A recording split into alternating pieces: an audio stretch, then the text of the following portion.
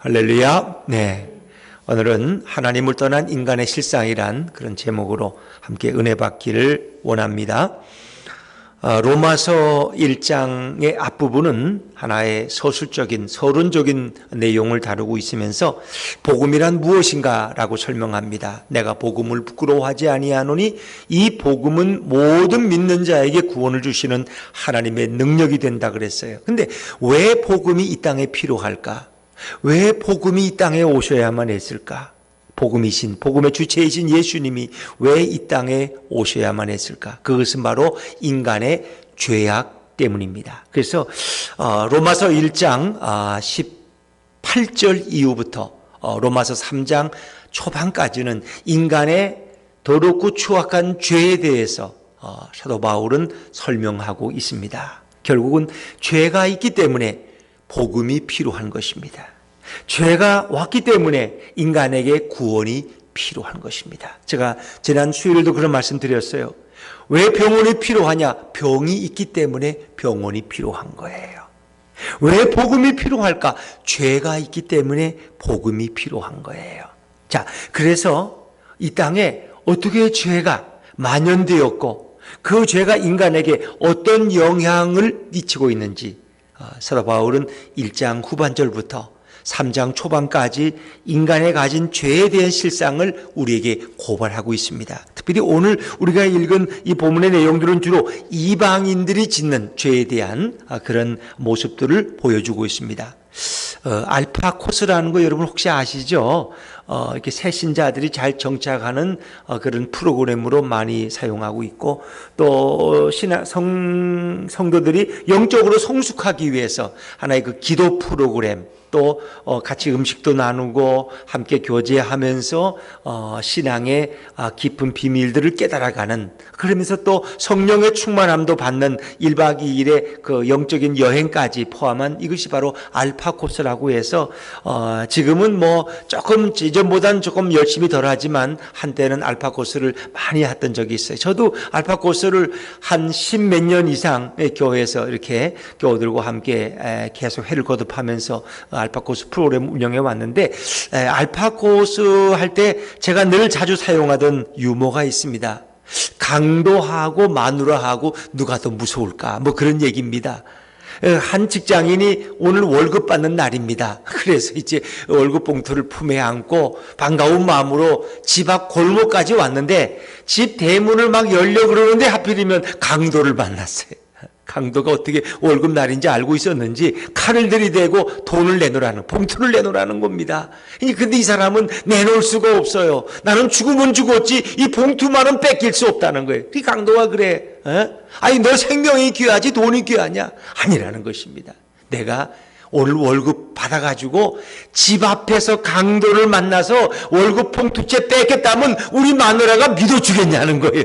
이건 안 된다는 거예요. 다른 데도 아니고 집 앞에서 강도 만났다면 우리 마누라는 절대 믿어주지 않을 거라는 거예요. 그랬더니 강도가 하는 말 야 그럼 이 자식아 내가 오늘 밤새도록 쏟아내다가 한 건도 못하고 빈손으로 집에 가면 우리 마누라는 믿어주겠냐? 그러는 거예요.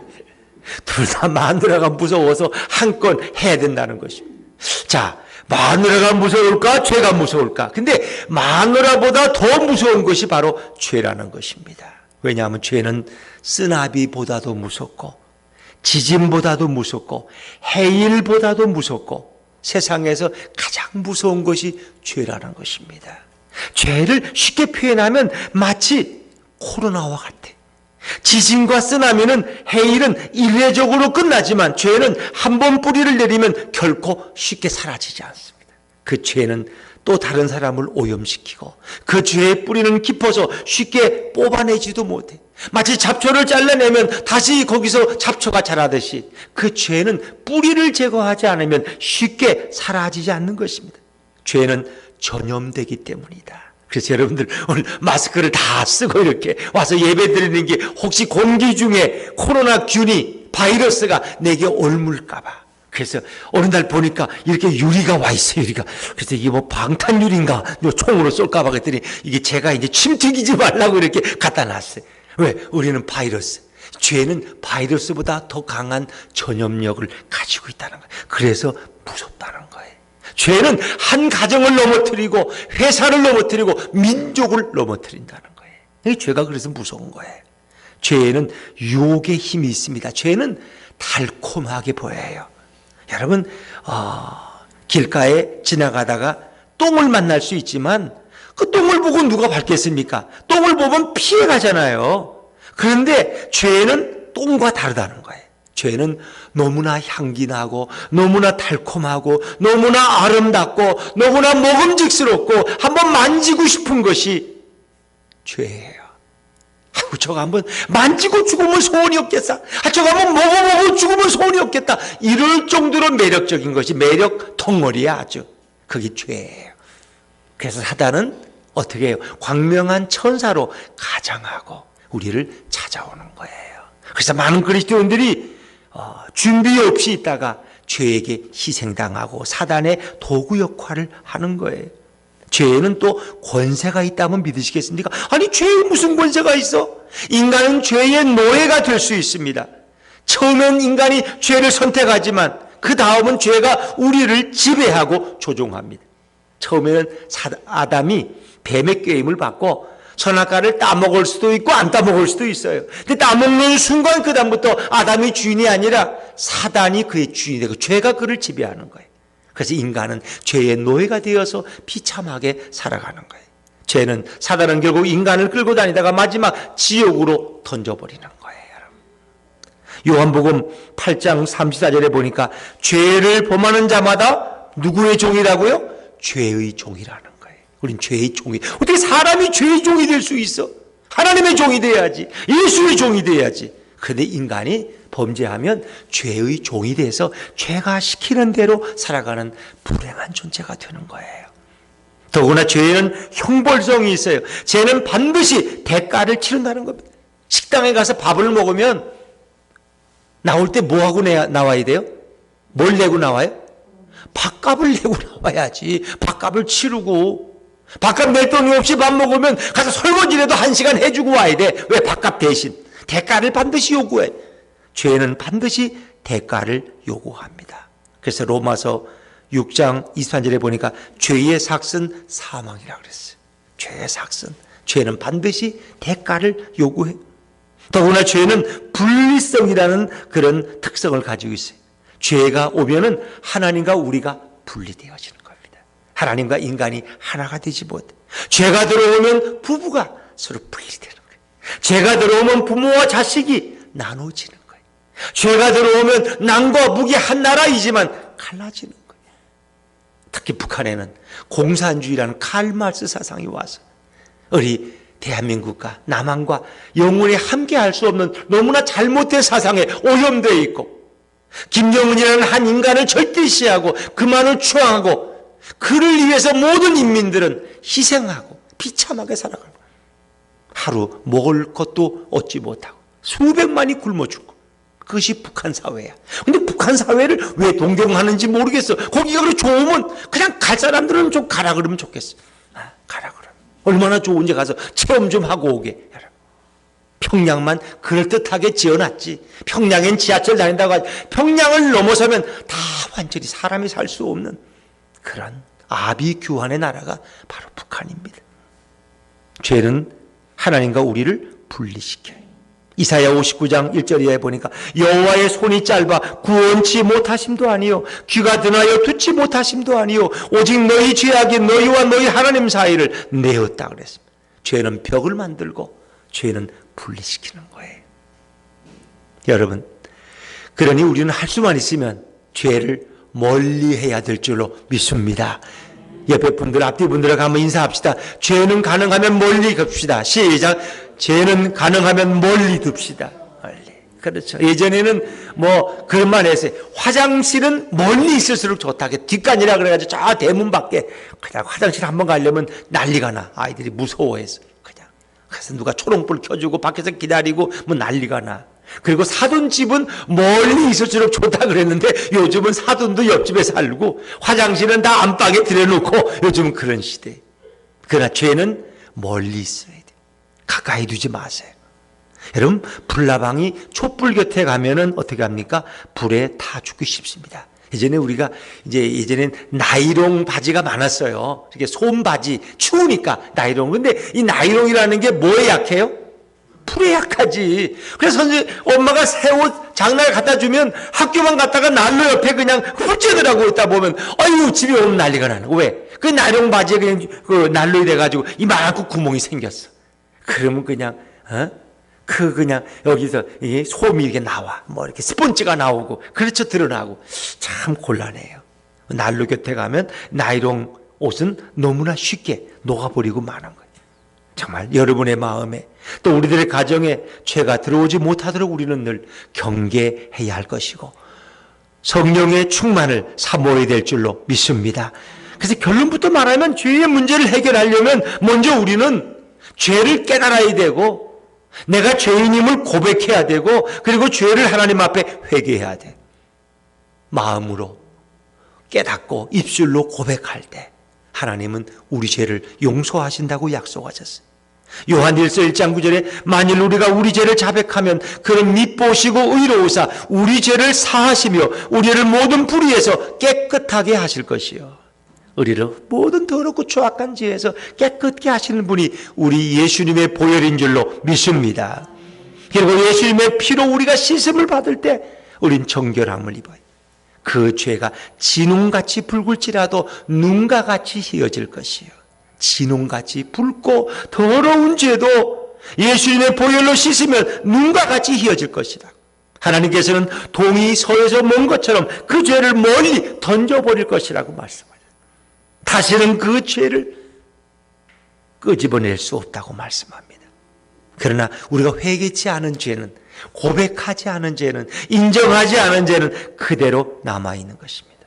용서하지 못한 죄는, 예수 그리스도의 피로 씻음받지 못한 죄는 마치 우리가 창고에 물건을 차곡차곡 빈 연탄재를 차곡차곡 쌓아놓듯이 그것이 차곡차곡 쌓이는 것입니다.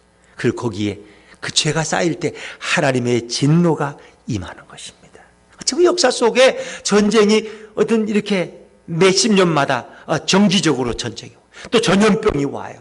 우리 요즘 많이 메르스라든가 이런 것이 자꾸 어떤 정기적으로 자꾸 와요. 어쩌면 인간의 진노가 쌓이면 하나님은 어떤 것을 통해서도 인간을 깨닫게 하시고 인간을 심판하시는 모습들을 우리는 종종 보게 됩니다. 지난주는 좀 코로나 때문에 한두 달을 건너뛰었지만 로마서 4번째 강의 시간이었는데 하나님의 심판이 있다고 성경은 말씀합니다. 하나님의 심판이. 그런데 하나님의 심판이 있지만 우리는 하나님께서 이 세상 속에 하나님을 아는 지식과 지혜를 남겨놓으셨어요.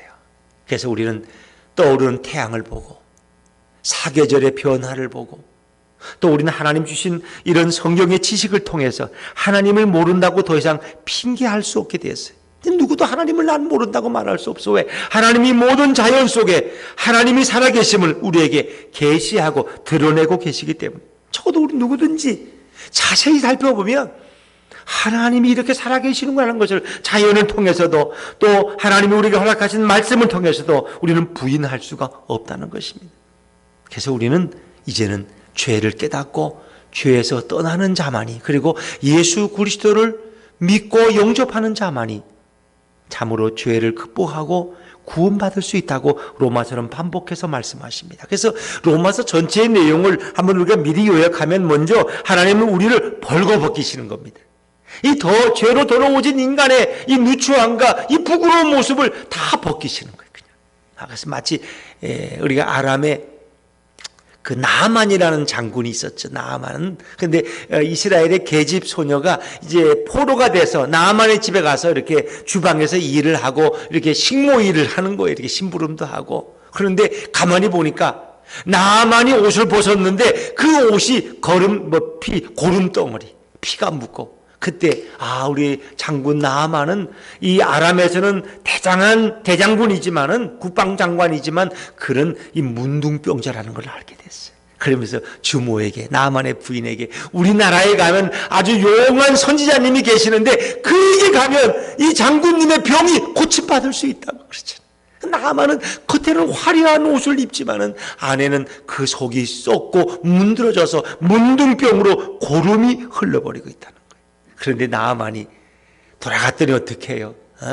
엘리사가 나와보지도 않고 우리나라 강에 가서 씻고 가라는 거예요. 화가 나가지고. 그렇죠. 그러나 그가 자기 참모들의 말을 듣고 결국 가서 어떻게 해요? 자기 옷을 벗었더니 그 부끄러운 추악한 모습이 드러나잖아요. 그러나 그 강에 7번 몸을 담글 때 그런 어린아이같이 깨끗한 살로 변화된 줄로 믿습니다. 우리는 다 이렇게 하나님 우리를 벌거벗기시는 거예요. 나만의 그 화려한 군복을 벗기면 추악한 모습이 나타나듯이 하나님은 로마서 1장, 2장, 3장에서 우리 인간이 얼마나 추악한 죄인인가를 발가벗기시는 거예요. 그리고 그 다음에는 우리에게 예수 그리스도의 의의 옷을 입혀주시는 줄로 믿습니다. 주님의 의로운 옷, 주님의 의로운 옷으로 우리의 모든 허물과 더러움을 다 덮어주시는 거예요. 그 부끄러움을 덮어주시. 그리고 세 번째는 우리를 성령의 사람으로 만드시는 겁니다. 성령을 사모하는 자녀들 대해서 성령의 충만함을 잊게 되고 죄를 이길 수 있는 성령의 능력을 깨닫게 하는 거예요. 그리고 이제 마지막은 우리가 그 예수님의 제단 위에 올려진 거룩한 산제물이 되게 하시는 거예요. 그래서 우리가 우리의 인생을 하나님을 위해서, 예수님을 위해서 우리를 산제물로 주님 앞에 올려드리게 하는 거예요. 여러분, 저와 여러분은 살아있는 제물이 되어야 할 줄로 믿습니다. 그것은 오해하지 마세요. 우리를 잡아서 양을 잡듯이 목을 따서 피 흘리는 그런 제사의 제물이 아니라 우리를 산 제사로 우리의 삶이 하나님의 살아있는 제물이 되어서 우리가 주님 앞에 영광을 돌릴 때 주님은 기뻐할 줄로 믿습니다. 제물이라는 건 주님을 영화롭게 하는 것이고 주님을 기쁘게 하는 거고 주님을 만족시킴으로써 인간의 죄가 씻음받는 거예요. 그래서 우리가 살아있는 제물이 되어서 죽은 제물이 아니라 산 제물이 되어서 우리의 삶으로 주님 앞에 영광을 돌리는 거예요. 그게 산 제사예요. 산 제사. 죽은 제사가 아니에요, 여러분. 그렇게 되기를 원하신다. 이것이 바로 로마사가 우리에게 말씀하고 있는 것입니다. 로마서 5장 9절에 보니까 그러면 이제 우리가 그의 피로 말미암아 의롭다 하심을 받았으니 더욱 그로 말미암아 진노하심에서 구원을 받을 것이니. 여러분, 우린 예수님을 통해서 구원받도록 다 이렇게 예정되어 있는 거예요. 그런데 오늘 죄로 인해서 벌거벗겨진 인간의 실상을 먼저 생각해 보면 하나님을 떠난 인간, 특히 유대인도 그렇지만 이방인들은 하나님을 알지 못해. 그래서 그들은 태어나면서부터 그들은 우상 숭배에 익숙한 자들. 결국 그들은 하나님을 찾지 못해. 어찌 보면 그들은 하나님의 심판으로 이제 버림받은 그런 존재들이다. 근데 이제 우리 시대에는 예수님을 통해서 이방인에게도 예수 그리스도의 십자가의 복음이 증거되고 이방인들도 예수님 앞에 돌아오게 된 것을 우리는 믿습니다. 그렇죠?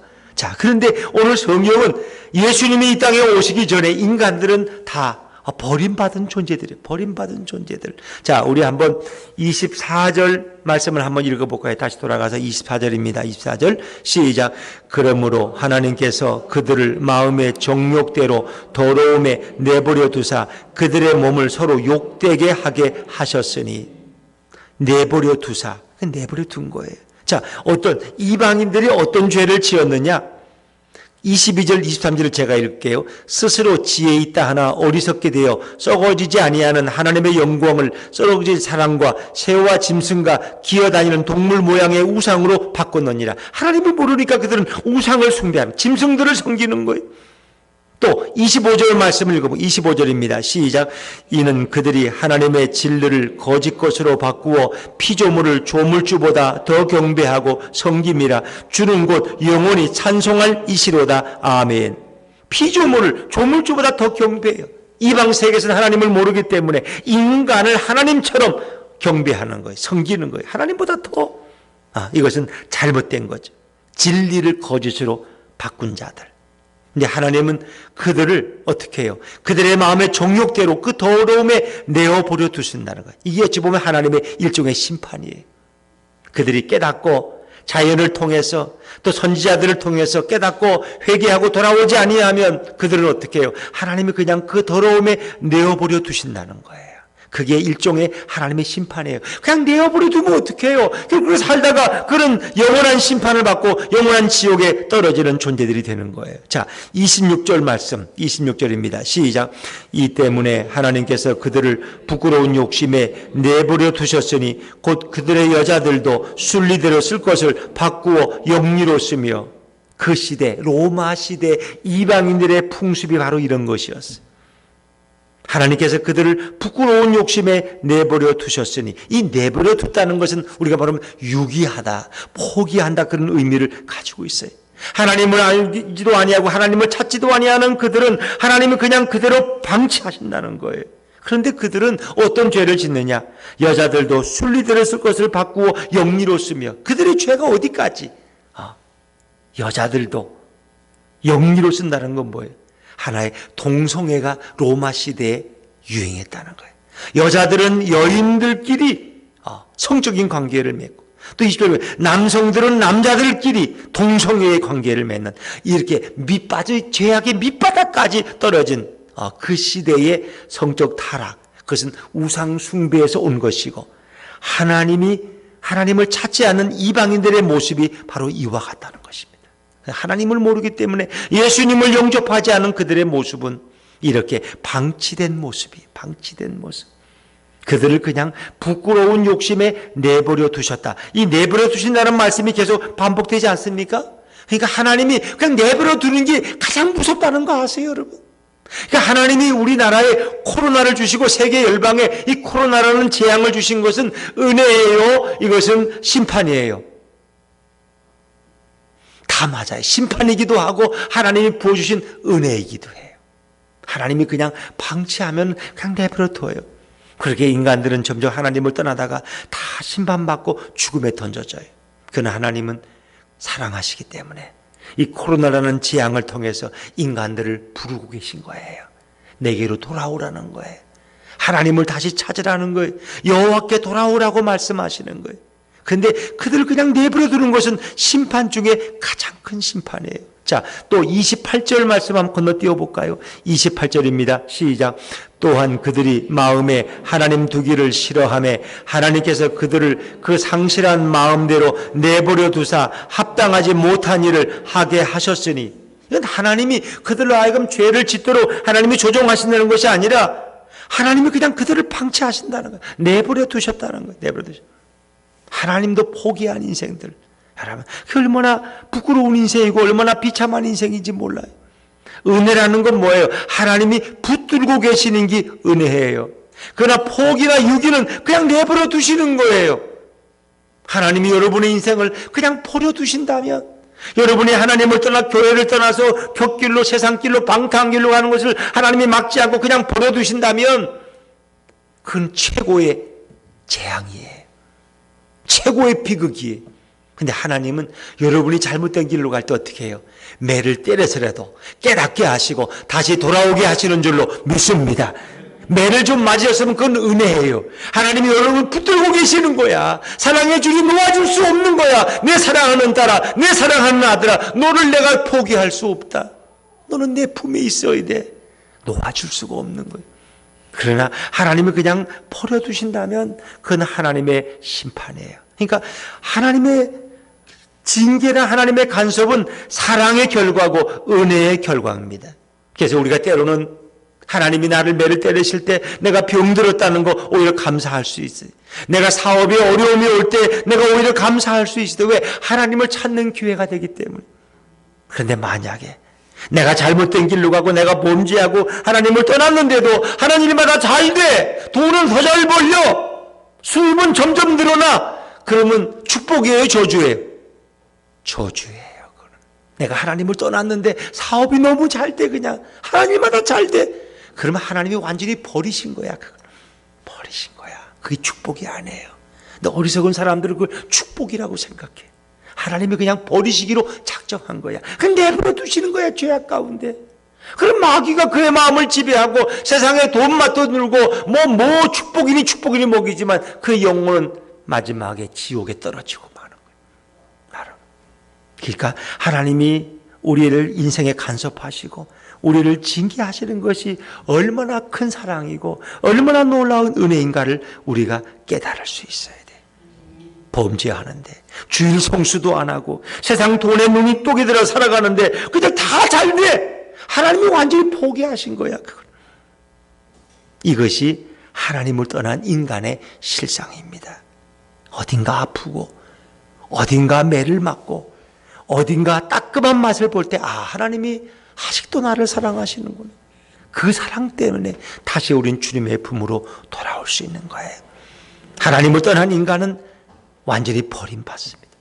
하나님을 떠난 인간들의 죄는 순리를 영리로 씁니다. 하나님의 창조 질서를 완전히 뒤집어 놓는 거예요.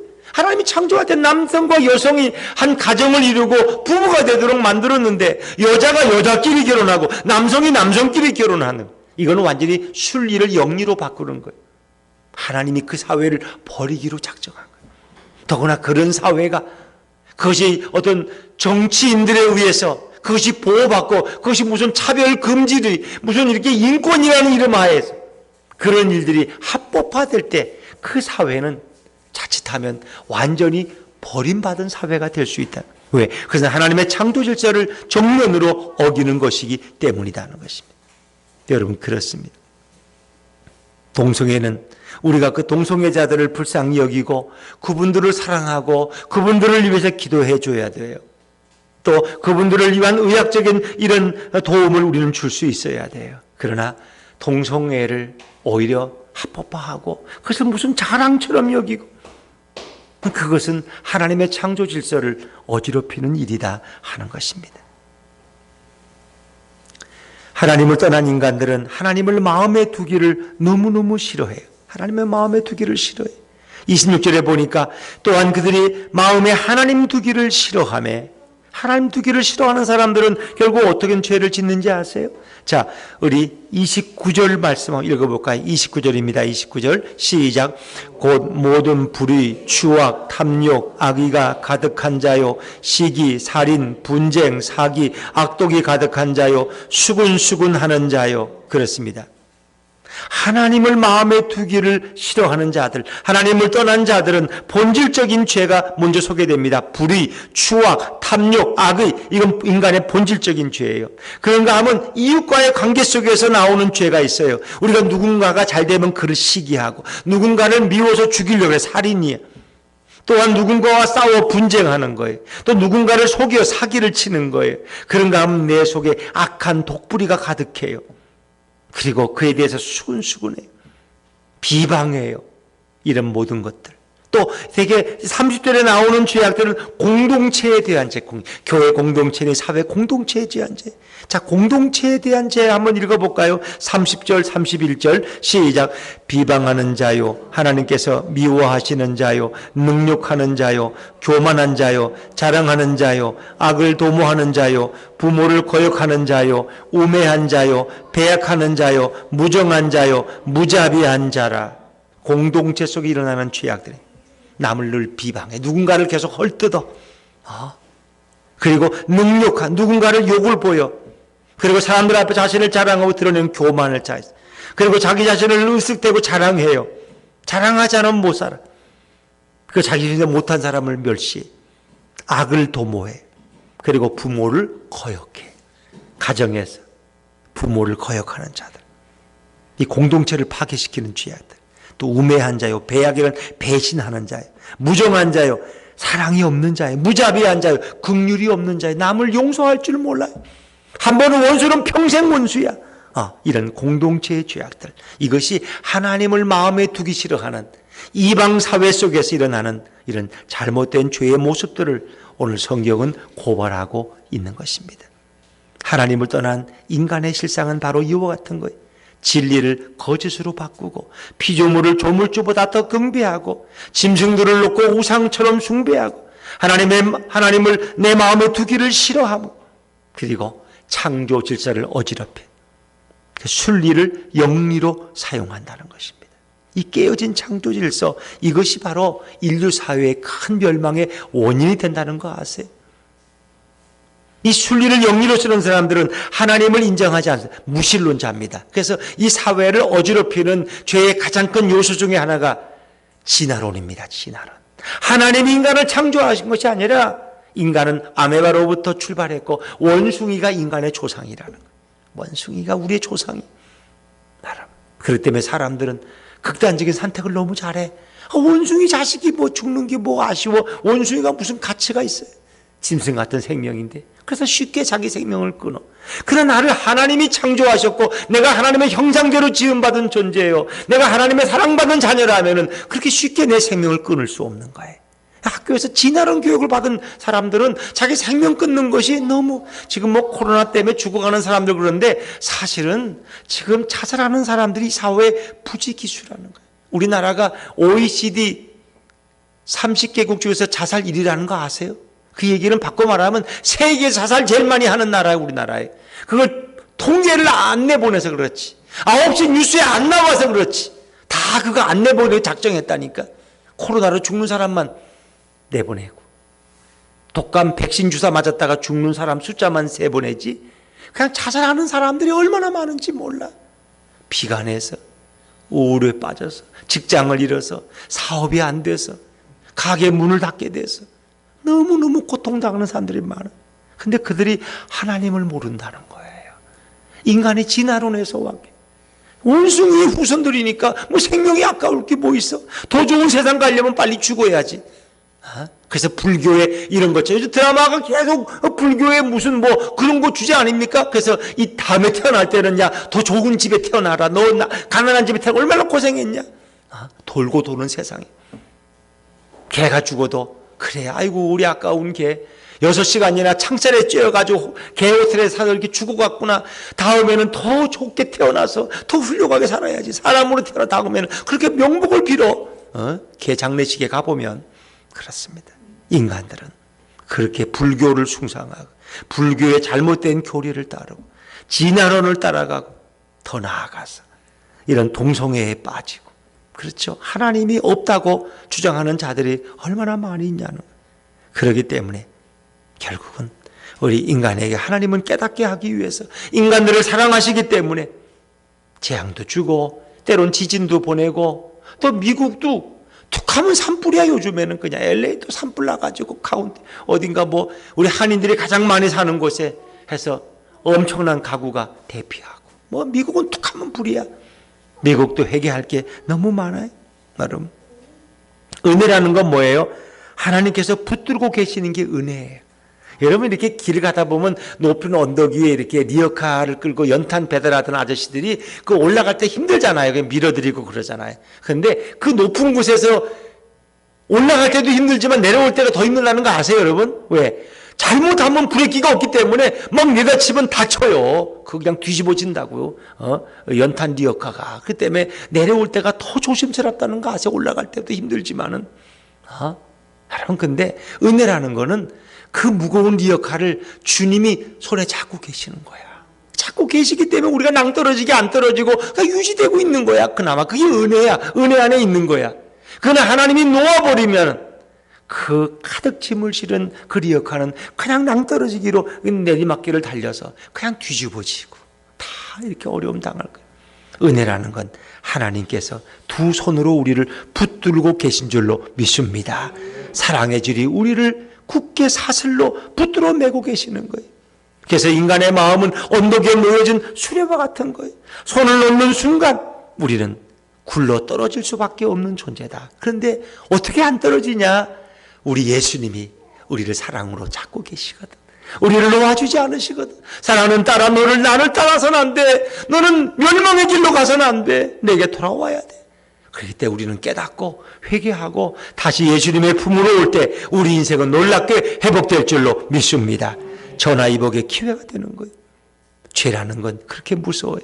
마누라보다 더 무섭고 쓰나미보다 더 무섭고 코로나보다 더 무서운 것이 죄인 것입니다. 신종플루보다 메르스보다 더 무서운 게 죄를 이기는 방법은 뭐예요? 예수 그리스도가 우리가 믿고 영접할 때, 자, 예수님이 오신 목적은 무엇하러 오셨을까? 우리를 구원하러 오셨고 십자가에서 죽으심으로 보혈로 우리 죄를 씻기기 위해 오셨는데, 예수님이 오신 것은 마귀의 일을 멸하려 하심이라고 성경은 또 다른 모양으로 표현하고 있어요. 요한예서 3장 8절을 제가 읽어드릴게요. 죄를 짓는 자는 마귀에게 속하나니 마귀는 처음부터 범죄함이니라. 하나님의 아들이 나타나신 것은 마귀의 일을 멸하려 하심이라. 마귀의 일은 아담과 하와를 유혹해서 선악과를 따먹고 타락하고 죄악의 길로 가게 하는 것이 마귀의 일이에요. 그런데 예수님이 오셔서 그 마귀의 일을 끊어버리시는 거예요. 마귀에게 노예된 자들을 예수님이 십자가에 죽으시고 부활하심으로 마귀에게서 그 영혼들을 빼앗으신 거예요. 다 도로 찾으셨어요. 그래서 그 죄값을 누가 치렀어요? 우리는 치를 수가 없어. 죄값을 우리가 감당할 수가 없어. 너무나 엄청나서 예수님이 우리 대신 그 죄값을 다 치르셨어요. 그것이 바로 구약의 고엘이에요. 남에게 농토를 빚지면은 누군가 친족 간에 좀 여유 있는 사람이 그 빚을 대신 갚아주고 그 토지를 다시 찾아주는 것이 고엘 제도예요. 고엘 제도.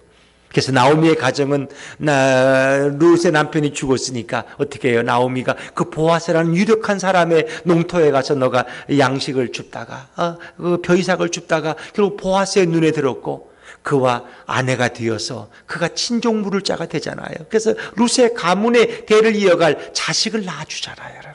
그게 고엘 제도예요. 바로 그 가문은 대가 끊기는데 보아스를 만나서 고엘 제도를 통해서 대가 이어지는 거예요. 우리는 이제 영원의 생명이 끝나는 존재인데 예수님이 우리의 고엘이 되심으로 우리의 죄값을 대신 갚아주셨기 때문에 우리는 영원한 생명이 이어질 줄로 믿습니다. 그걸 말씀하는 거예요. 예수님이 오셔서 마귀의 일을 끊어버리시고 우리의 영원한 생명을 불어넣어 주는 거예요. 그래서 우리 마음이 죄악으로 더러워질 때 우리는 어떻게 해요? 빛 대신 예수님을 받아들여야 돼요. 예수님은 빛으로 이 땅에 오신 줄로 믿습니다.